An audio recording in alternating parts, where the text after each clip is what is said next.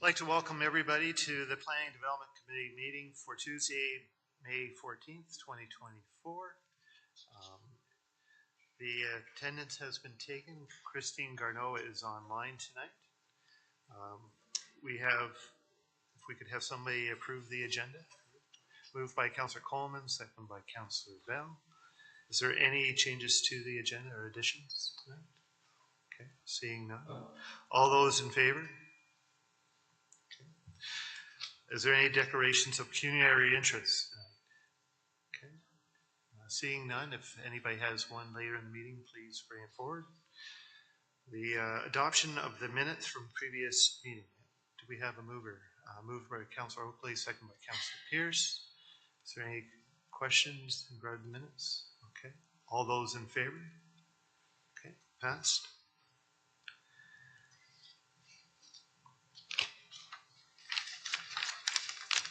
I don't want to jinx it by saying it's going to be a short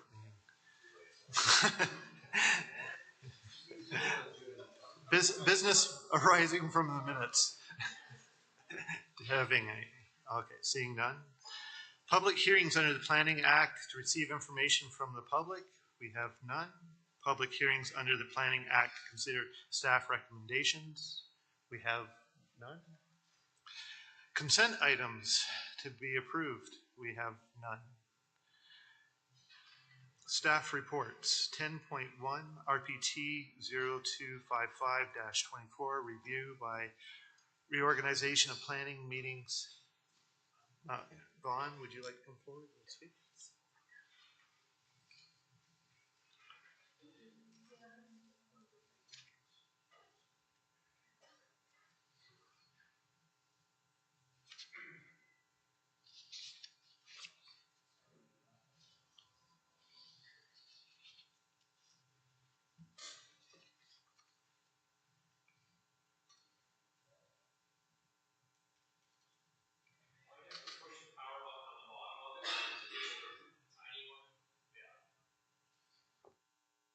There we go.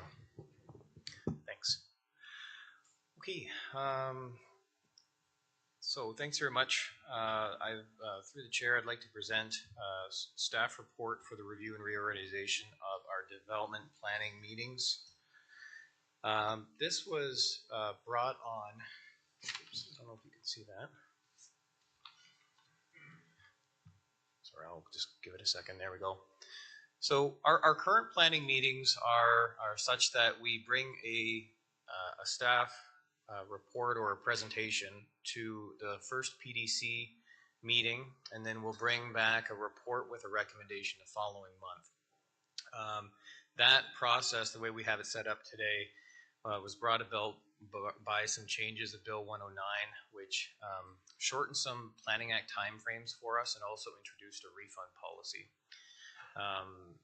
It has been going okay, but I think it could be going a little bit better.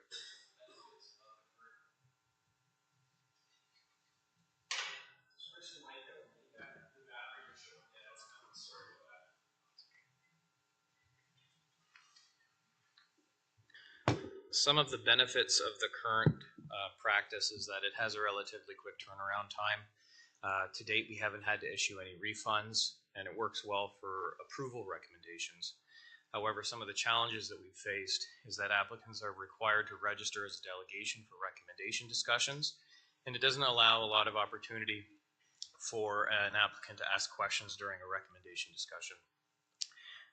We've heard from one of our consultants that it is a bit of an issue whenever we do recommend refusal because there just isn't a lot of debate that can occur at those meetings.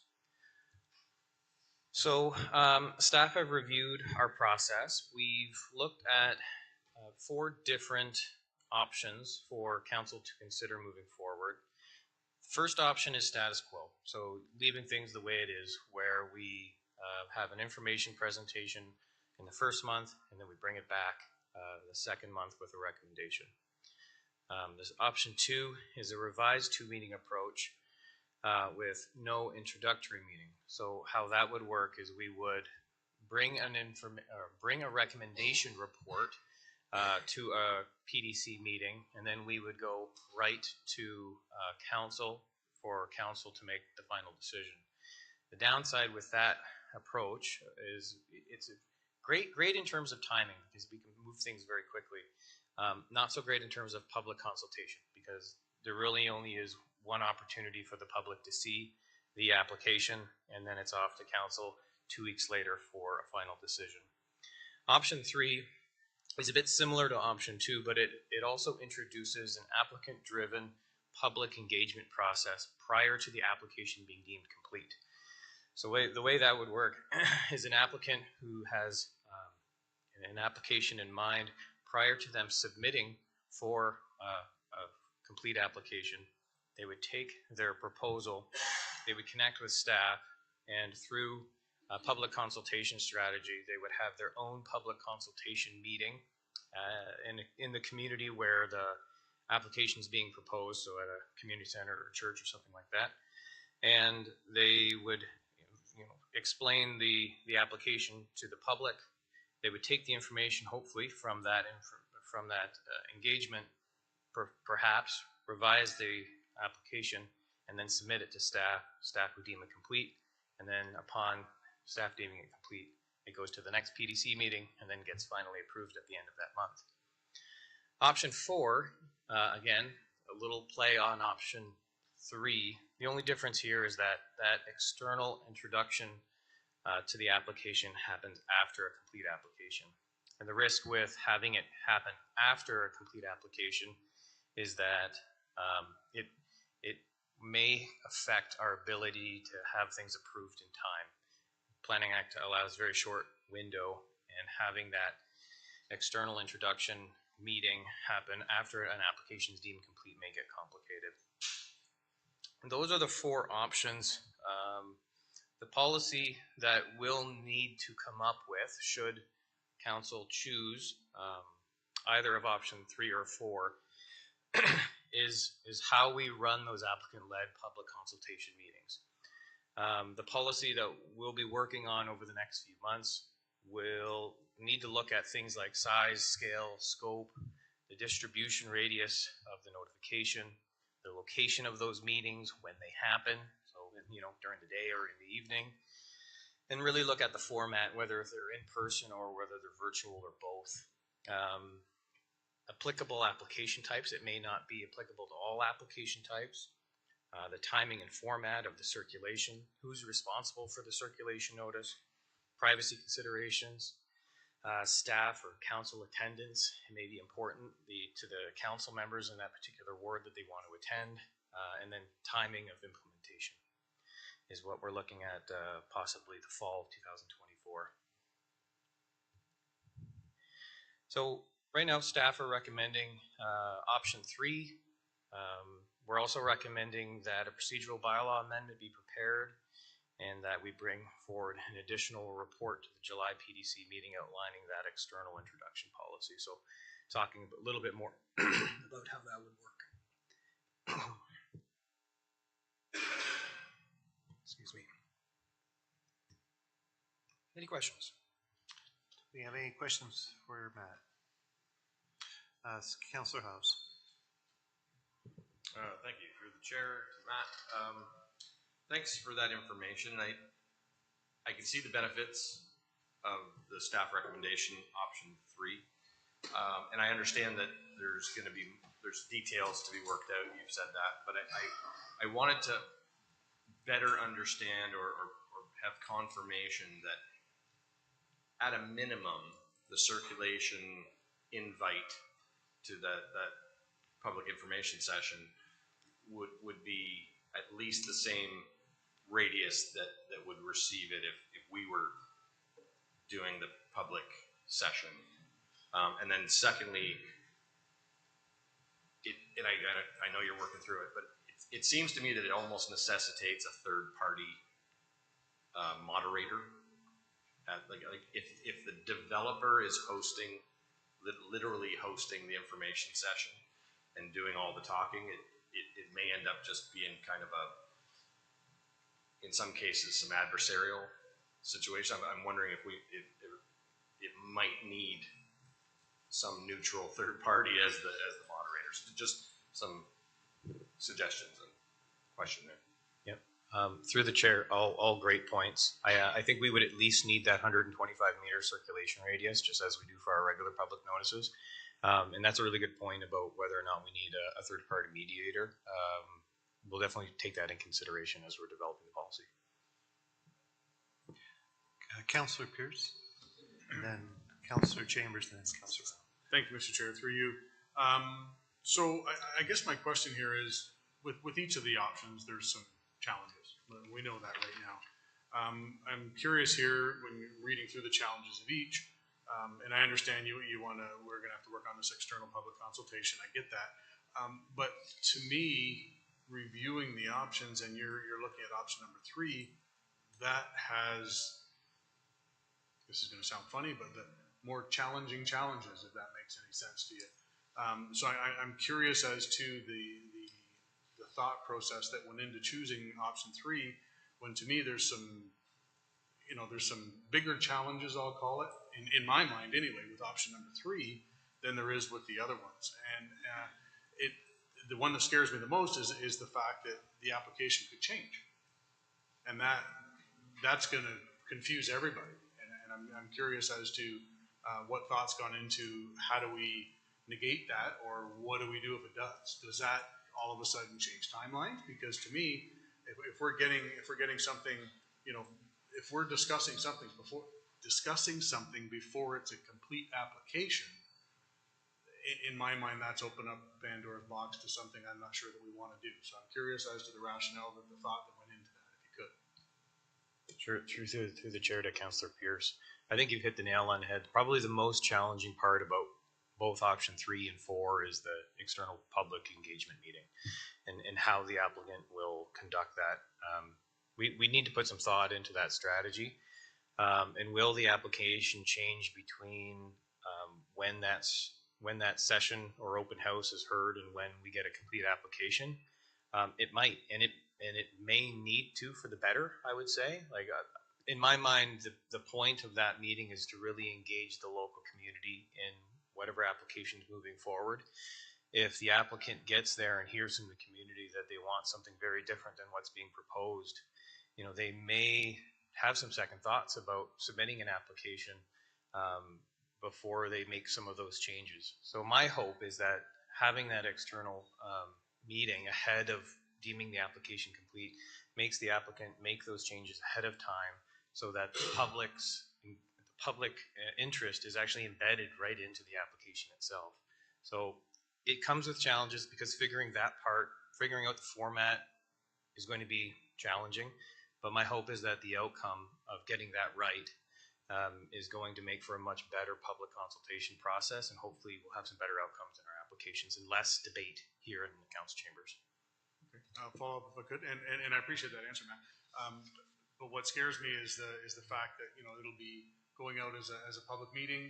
Here's the information that's going to be discussed on this plan that's coming along.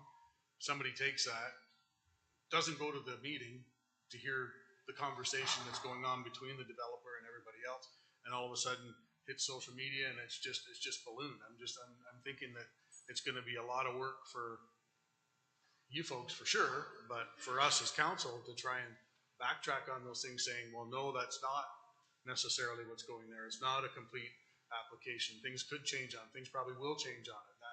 I'm worried about that. I'll leave it at that. I'm just throwing that out there. Through the chair, I'll just really quick follow up. I think what your point is when that notice goes out to the public about that open house session, or whatever we call it, it's probably good to have that wording in the notice so that people don't think this is the final plan.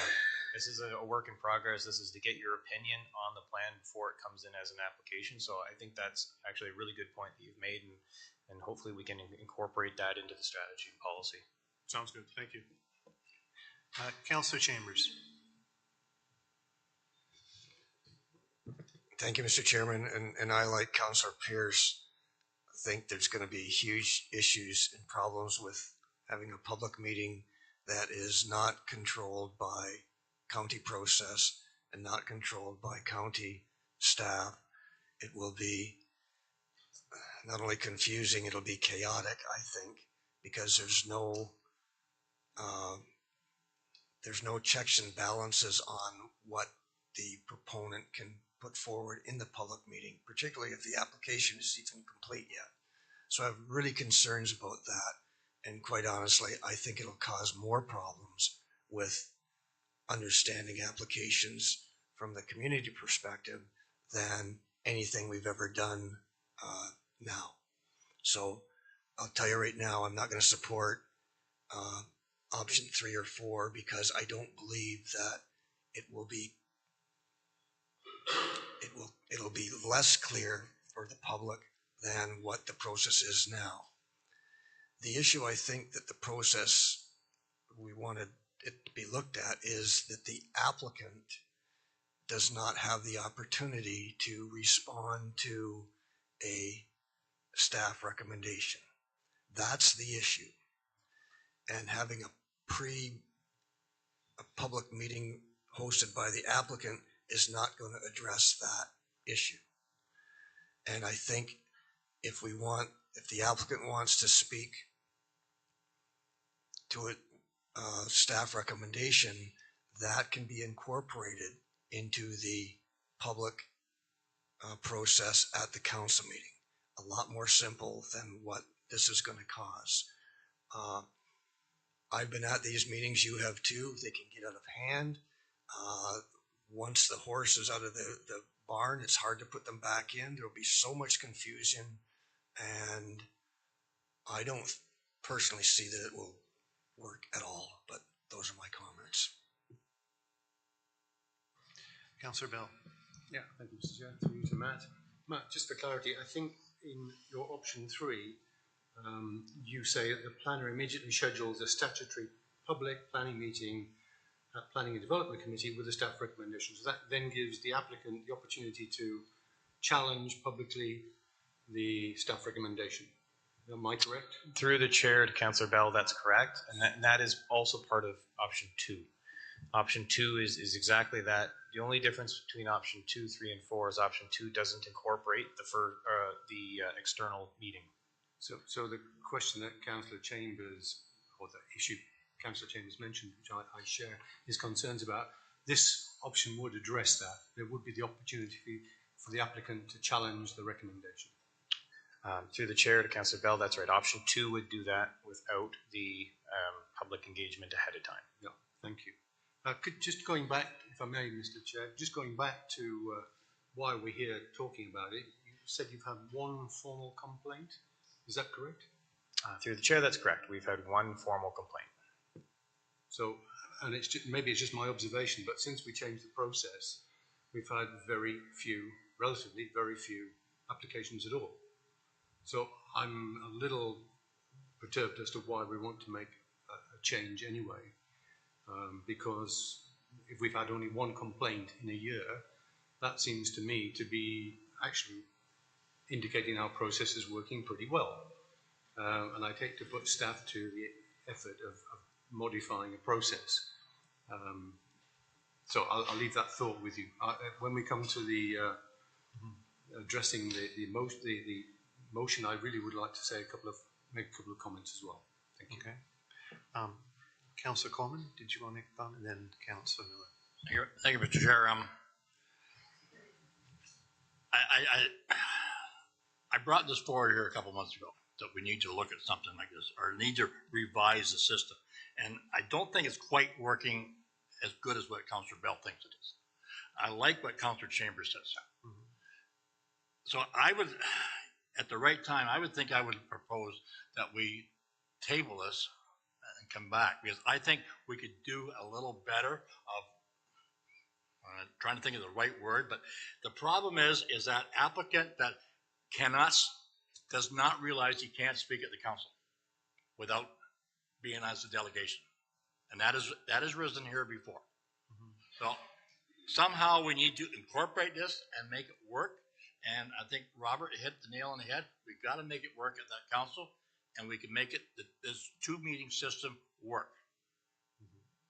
But the public meetings that we would have to hold would not be held for like an applicant we got coming forward later in council night. They'd only be for the big subdivisions or whatever. It would not be for anybody like if Mr. Stewart's got an application come forward later, it wouldn't be for something like that, for a small, zoning change or whatever. I think it needs to be corrected, but I think it needs to be a little further input into it.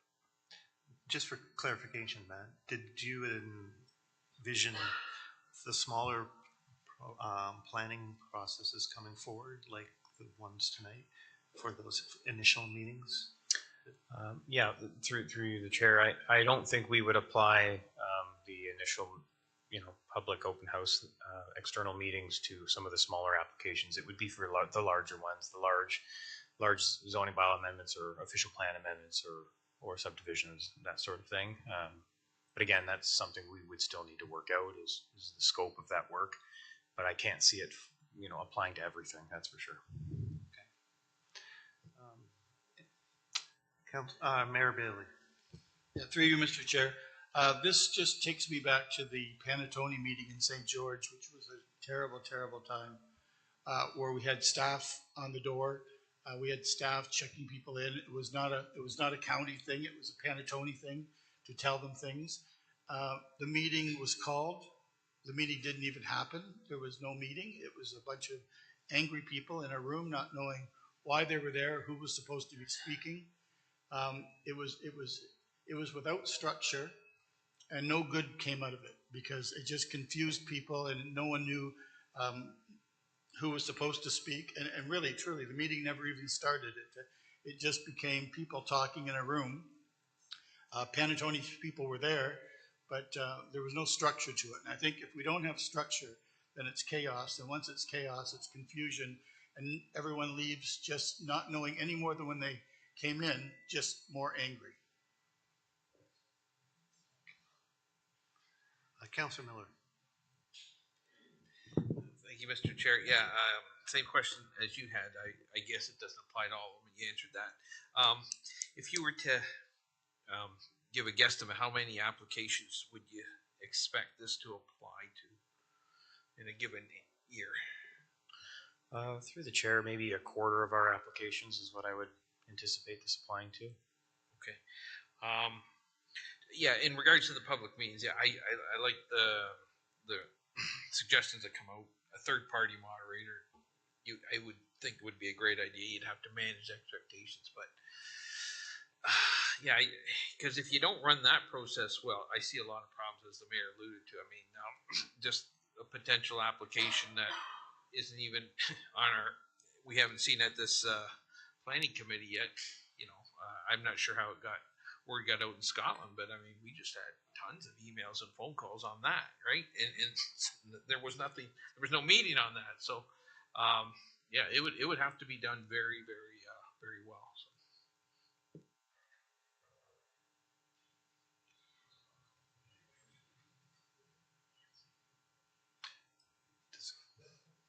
Okay. Pam, would you like Sorry, to that comment? was a little awkward. I just wanted to raise one point, Councillor Coleman, and just helping Matt answer some questions. So options 2, 3, and 4 of this report do provide council and the applicant developer coming forward to have discussion, where our current doesn't. So I just wanted to clarify that, where we, part of the problem with the existing process right now is the statutory meeting is the information meeting. So when they come back for the next time, they can't debate. But through options 2, 3, and 4, they absolutely can. So I just wanted to clarify. And Alicia, if I'm missing any information or you think anything else is added, please feel free to jump in. Yeah, no, through the chair to committee, what I would reiterate is that, yes, so what Matt is talking about is above and beyond what the requirements of the Planning Act say, which are that we have a public meeting. We will still do that during the Planning and Development Committee. It would just be with a staff recommendation in front of you as opposed to the information part. The first part that we do, the first information meeting, would be held off-site third party. Councillor Chambers. Could I just ask a question of the clerk through you, Mr. Chairman, with for clarification? If a meeting is called by a developer and 7 or 8 council members go to that meeting, does that classify a meeting of council? Through the chair to Councillor Chambers, that's a great question. So what would matter there would be, as with any public information center session, which we do, they're there for informational purposes to gather information from the public. So in that setting, no, council wouldn't be in the position to make any discussions which would materially advance the business of council. Now, should that not be a public information session, as in which you guys attend all the time, right? Where you're retaining information, possibly asking points of clarification, council's not in any ability to make any recommendations in that setting. If we were to move outside of that setting, then Councillor Chambers is absolutely correct. We would start to potentially run afoul of the open provisions of the Municipal Act.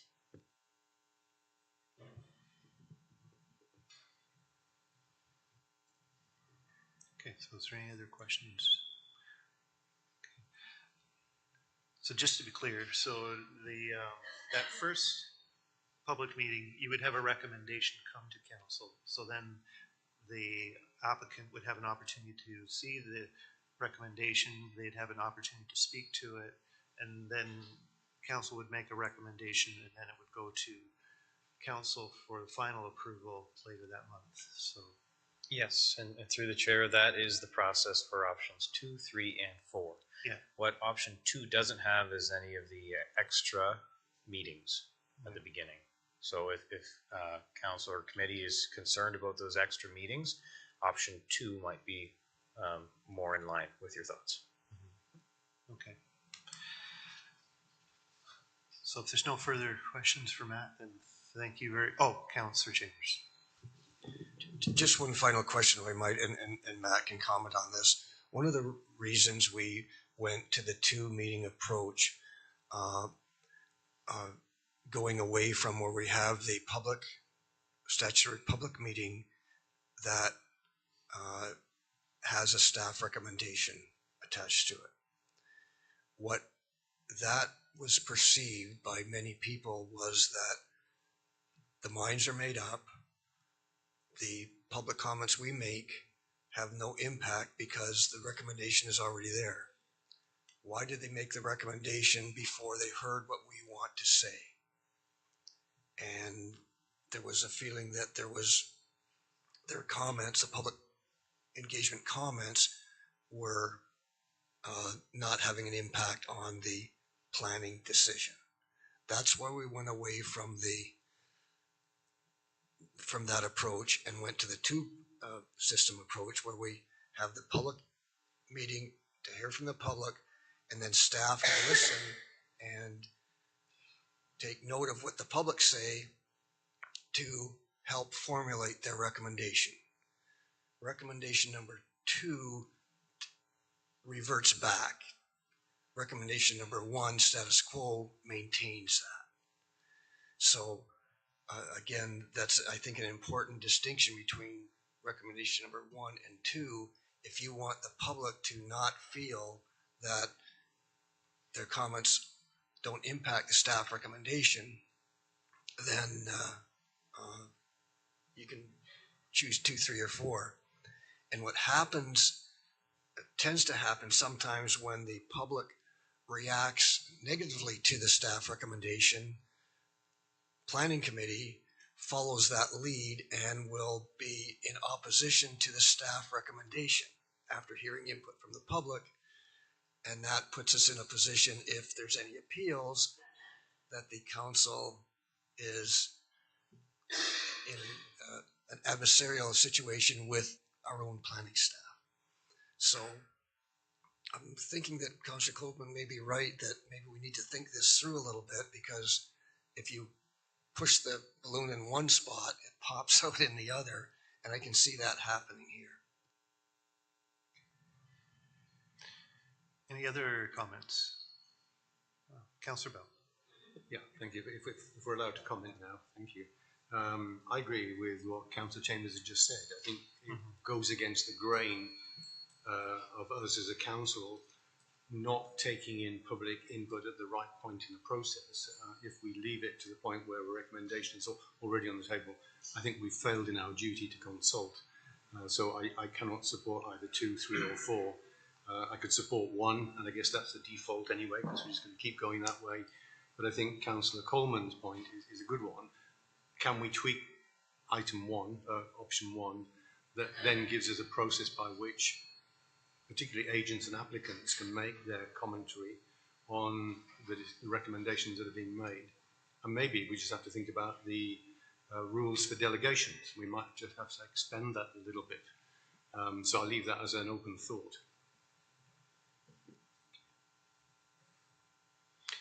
Any further questions or comments?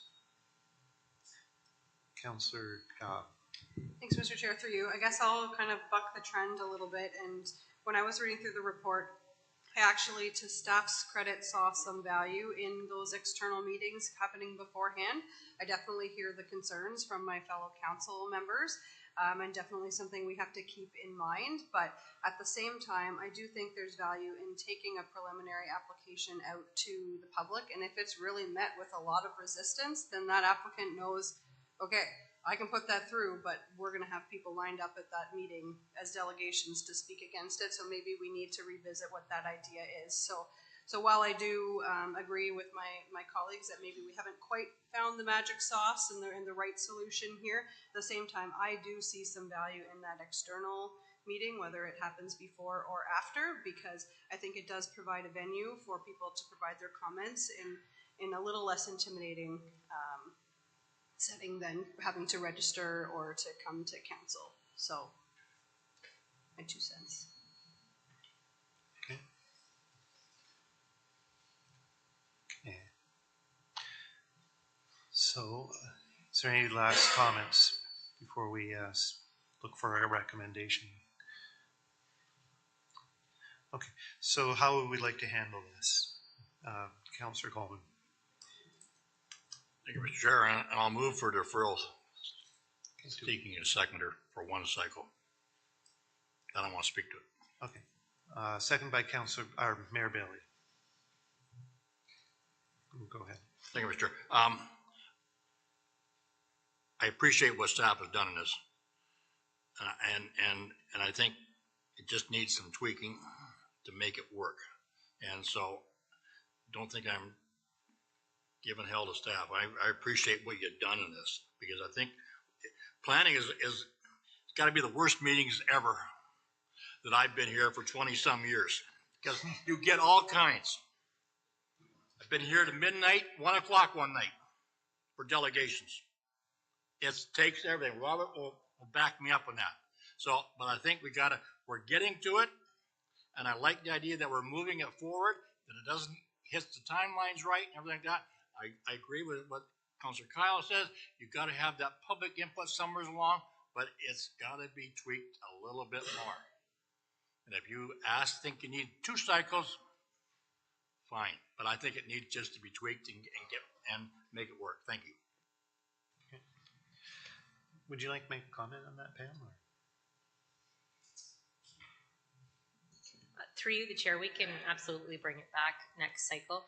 I think we're going to need some good brain power between us and probably the clerk's area and try to figure out how we can have discussion and keep the introduction meeting in our council setting. So we can work on that more. Okay. Councillor Bell. Yeah, just one further comment. I think any major business worth its salt will go out and do some external communication before it makes formal approaches to bodies like ourselves. And I think it really just applied to the bigger things, the bigger subdivisions. So if Lasagna are building something in Gainesville, I expect them to go to Gainesville before they come to us with something formal and consult with the local community. How that's done, I don't know. Lasagna are a smart organisation. Other big companies are smart organisations. They can make it work. Any other comments before we call the motion? Okay. All those in favor? Opposed? Seeing none, it's passed. So it's deferred.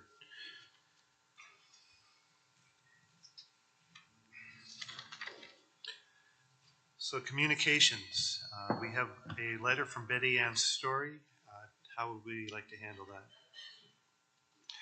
that? Councillor Oakley. Receive his information. Okay, we have a motion. Do we have a seconder? Second by Councillor Bell. Any comments? Okay, all those in favor? All those opposed? Okay. This passed. Committee reports. Agriculture Advisory Committee report of April 29th, 2024. Do we have a motion to approve? Moved by Councillor Coleman, second by Councillor Kyle. All of those, any comments or questions? All those in favor? Passed. Other business? Anything brought forward tonight? Okay. Nothing in camera. And our next meeting will be June 11th, 2024. Do we have a motion to adjourn? Moved by Councillor Oakley. We are